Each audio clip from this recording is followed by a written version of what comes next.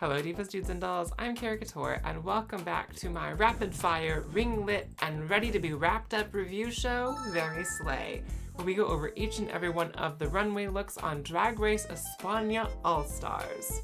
Now before we get into them, a couple little housekeeping things. If I think a look is just middle of the road, passable, gets the job done, certainly isn't blowing any whistles for me, we give it an okay. If I think it's fantastic and I love it, we give it a slay. And if I don't think it was quite thin for the challenge at hand, we give it an A. And this is all in efforts to find our weekly slay of the day, our final one of the season, which will be going into a post-crowning ranking video coming in a couple of weeks to determine Drag Race España All-Stars slay of the season, my favorite look across every episode, and I will be taking that favorite look of mine and doing a full illustration of it. So be sure to go follow me on Instagram, Twitter, wherever else. So be sure to follow me on Instagram, Twitter, all the other things, so that way you can get an inside scoop on those looks for yourself. And I'm also very excited to announce here that for that slay of the season video and any slay of the season videos going forward, I'm going to be finding my favorite mug of the competition, my favorite individual face, whether it was a themed makeup, whatever, and recreating it specifically for that slay of the season video. Whether it's a look that it was in that video or not. I know she's looking a little rough today, but I have a lot of stuff to do because I've got to pack for this trip. I got to make a mix. I got to finish a commission. I know this makeup is rough, but I had 5 minutes. I've got stuff I have to test and check. I've got to pack multiple suitcases. I've got a week-long trip ahead of me. I have a mix to make for a gig. It's just so much to do, including editing this video right after I record it. Enough about that. Let's get into these looks one final time for España All-Stars. First up, we have Pink Chadora in this lovely little clown moment. I like the jacket. I actually really like this hair. I think this is the best hair that we've seen her in this season out of all the different looks. I didn't like the silhouette on the dress itself. The fabric of the dress is really pretty. I like the color palette. I like the sheen and the color shift on the runway, how it hits the lights. I get the elements being there for clowns. So you've got kind of the circus jacket. You've got the little puffy pom-pom buttons on the bodice. You've got the nose, the top hat. It's cute. To me, this didn't look really like what I expect for a finale gown. Like, I think your finale gown should be the best thing you wear the entire season, bar none. And I think what she wore for the roast when she was just there sitting to revisit, and the reunion as well, was better than this. So I'm just gonna give this an okay. Next we have Onyx Unleashed. I adore this. The only thing that I don't like about it is this sun mask that she walks out with. That I don't think was necessary. But this black and gold gown with this huge back piece is so cool. The sculpted wig, the blue makeup, like, it's correct. Her mug is always correct. It's still really glamorous, elegant, looks expensive, is giving very much finale regalness that I want to see on this runway. But at the same time, it's still very quintessentially her, still very sci-fi, very spacey, alien. It's fantastic. Definitely gonna give this a slay. Next up, we have Paquita in this all black look. Said it before and I'll say it again, all black is really hard to wear on the Drag Race stage because it gets swallowed up so easy because all of the light that hits it. But I actually really like this. It's really sleek. I love the hair, love her mug. I love, love, love, more than anything though, the fit and proportion on this skirt. The way she kicks the train to send it around in the front, that's showmanship right there. It was just so good. I think it's a different take for a finale eleganza dress. Would I normally say it is what I would want to see for a finale look? No, but I think it's still really good. I think it fits in with her style very well. Because Paquita's so little, when she wears things that are a larger shape or silhouette like this, it can swallow her up really quickly. But I honestly think that this silhouette and this shape, the proportions of everything, really elongates her. So I think it's really successful. I'm gonna give it a slay. Next up, we have Sagittaria.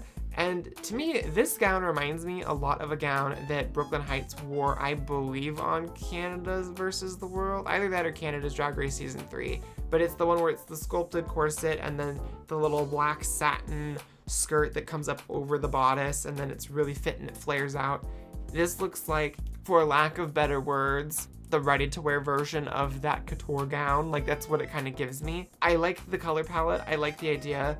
I love the corset part of this, but I think the way that the skirt is treated, it almost looks like she's, especially in this photo that I'm working off of that you can see on screen, it really looks like she's like mid-reveal almost because of where the skirt hits. It's a little too straight across for the cut.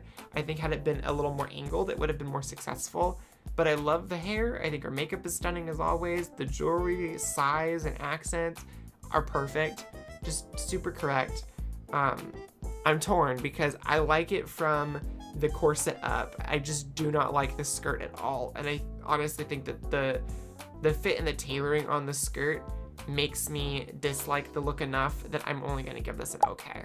And next up, we have Poopy Poisson in this all gold number. And oh my goodness, I was not expecting Poopy, of all people, to come out here looking this stunning. The scale on this collar piece here is so right. It's just the exact right size. I love the side skirts and that it's lined with a slightly darker gold than the rest of the dress, the same color gold that the lining on the inside of the collar is done. I think the jewelry is the perfect size, hair is the perfect shape, perfect silhouette, perfect amount of space. If you're gonna do a look that's more down like this. But I also think that for Poopy's head and face shape, this style works really, really well. This is my favorite thing she's ever worn, so like, what a finale look. This is exactly what I would hope out of Poopy for a finale, especially on an all-star season. So I'm absolutely, without a shadow of a doubt, giving this a slay. And then we have our top four, starting off with Jariji Derklee, giving us this really soft, light, ethereal trans flag gown. Now, I love the light parts of this. I love the kind of sculptural nature of the draping. What I don't like are the white tights and the shoe choice. Had she just gone bare-legged, or a skin tone tight if she was gonna do a tight, maybe a rhinestones tight to have a little sparkle on there, and then like a pink pump. This might be one of my least favorite things that Juriji's worn all season. I love the principle of it, I love the story of it, and I think it is an effective presentation in motion on the runway. So for that reason, I'm just gonna give this look an okay. Next, we have Hornella Gongora. I think this is a wonderful look to go out on. I will say, I'm not necessarily the biggest fan of the dress itself. I think it's fine. I think it reads well for a finale look, but I also just wish that it had a little more drama to it. I wish it had more of a flare in the skirt, something to exaggerate the silhouette a little bit more, because it feels very up and down. And there's nothing wrong with that, but it just feels like it's too much of a straight cut. But I love her makeup and I absolutely love her hair. This is my favorite wig I've seen on her the entire season. I think it is a gorgeous look overall, but I think it is a little on the simple side. So I'm just gonna give it an okay.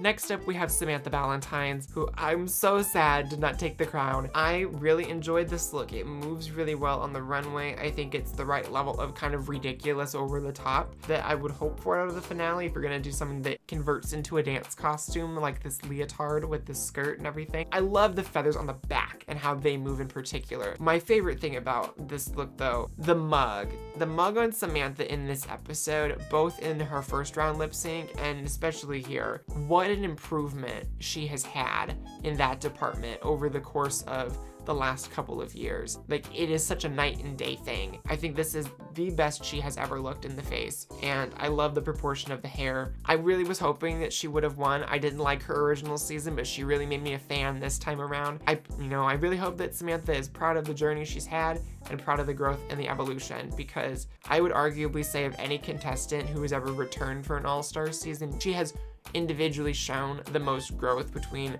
her original run and this one. I'm giving this a slay. And finally, we have our first ever winner of España All-Stars, Drag Sethless, giving us this porcelain Gran Canaria Fabergé egg fantasy. I think it's kooky. I think it's silly. I didn't really care for the reveal underneath, where it was basically like the corset, the jock strap, the garters with the Gran Canaria shoe in the same textile treatment, and this little sculpted headpiece. I thought that this look, when it first came out, was really cool. Really interesting shape, really interesting silhouette. I do wish that the skirt was maybe like one or two little rows of the tiles shorter. I think it would have been a more flattering proportion, because I think as it is, it's a little long, so it cuts her off in a weird spot in terms of her height, and she's already small, so like that's really easy to do. So that's my only real gripe about this. But I think it's a really strong look, and I think it's a great look to go out on. So I'm gonna give it a slay. And for the last time, we're gonna pick our slay of the day. I have a couple that I'm going back and forth on. Ultimately, I think I'm going to give my slay of the day to Poopy Poisson, because this level of glamour and elegance and decadence is not something I would have ever expected out of her really either time that she was on the show. I think it's a fantastic look, the best she has ever looked on this show. I would say Onyx and Sethless were my next options after Poopy, but they both had aspects of their looks or their presentations that I would have tweaked or changed. Poopy's I would have left exactly as is. If you enjoyed the content and you're excited to see just what look is going to take the crown and which look I'm going to be doing some makeup recreation of, and find out which look is my personal favorite of the season. Now, if you haven't already liked, commented, and subscribed, what the heck are you doing? Please do so. We are so close to 500 subscribers. We are less than 50 away, which is wild. So be sure to do that. I'd appreciate it immensely. We will see you in the next one, whenever that may be. And until then, be sure to go out there, stay kind, stay queer, and make sure that your day is very slay.